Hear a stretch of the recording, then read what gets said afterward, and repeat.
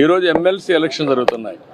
అలాంటి MLC election జరిగేటప్పుడు code of conduct ఉంది, మీరు రావడానికి వీలు లేదు అని స్పష్టంగా చెప్పిన తర్వాత దాన్ని వైలేట్ చేసి ఆడడం, వైలేట్ చేసి వెళ్ళి మార్కెట్ కమిటీలు ఇవన్నీ చేయడం, చేసిన తర్వాత మళ్ళీ పోయి మాకు సెక్యూరిటీ ఇవ్వలేదని కంప్లైంట్ చేయడం.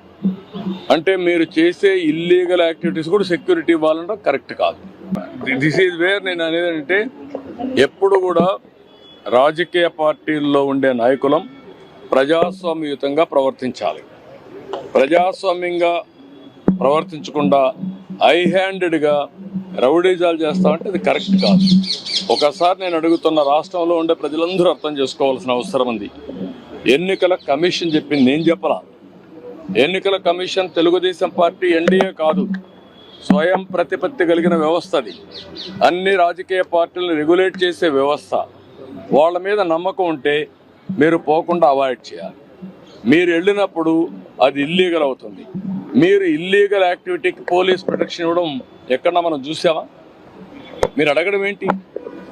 నువ్వు పోయిందే హై హ్యాండెడ్గా ఇల్లీగల్ యాక్టివిటీ చేసినప్పుడు నాకు పోలీసులు కూడా రావాలన్నా వెనకాలంటే రేపు రాబోయే రోజు నువ్వు నేరాలు చేస్తానంటే పోలీసులు చూస్తూ మీ దగ్గర రావాలన్నా? ఇది కరెక్ట్ అప్రోచ్ కాదు.